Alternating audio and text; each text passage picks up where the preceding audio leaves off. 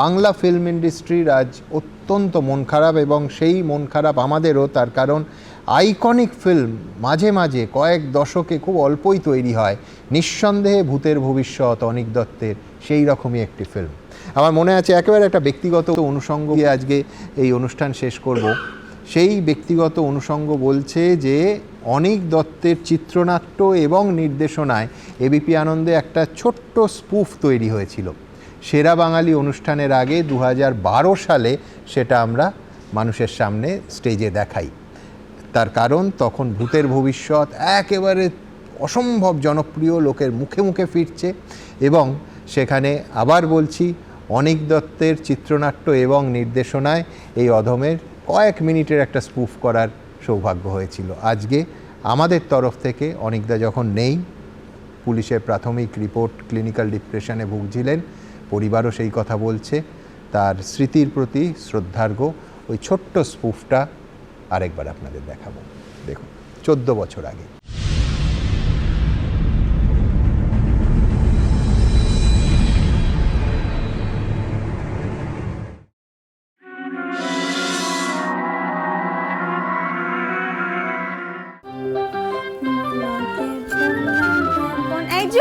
সে কি, এ কি বেশ?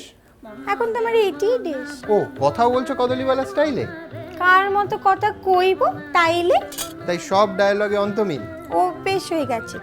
বলো তো কি মুশকিল। সুপারহিট ছবি, এফেক্ট তো একটা হবেই।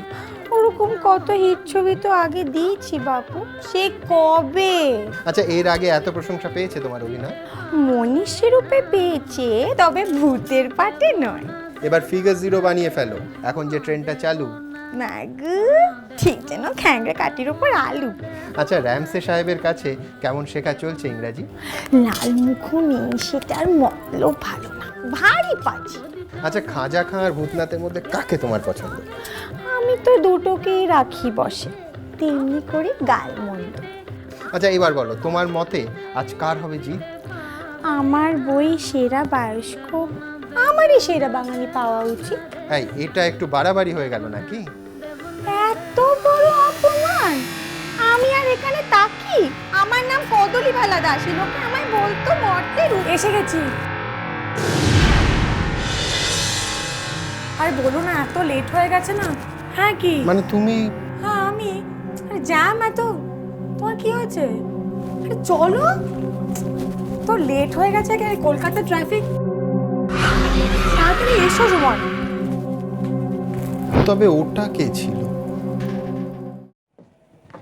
এই স্বস্তিকা, তুমি ঠিক বলছো তো? আজকে কদলিওয়ালার কস্টিউমে তুমি ছিলে না? কদলিওয়ালা?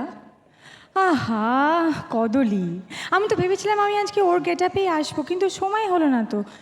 তুমি এই প্রোগ্রামে আসার আগে কদলির বেশে আমাকে কোথায় দেখলে বলো আচ্ছা, তো? জাগে জাগে সেই রহস্যের পরে সমাধান হবে। আপাতত অনুষ্ঠানটা তো শুরু করি। নমস্কার, শুভ সন্ধ্যা। সায়েন্স সিটি অডিটোরিয়ামে আপনাদের সবাইকে স্বাগত। এবিপি আনন্দ এগিয়ে থাকে, এগিয়ে রাখে।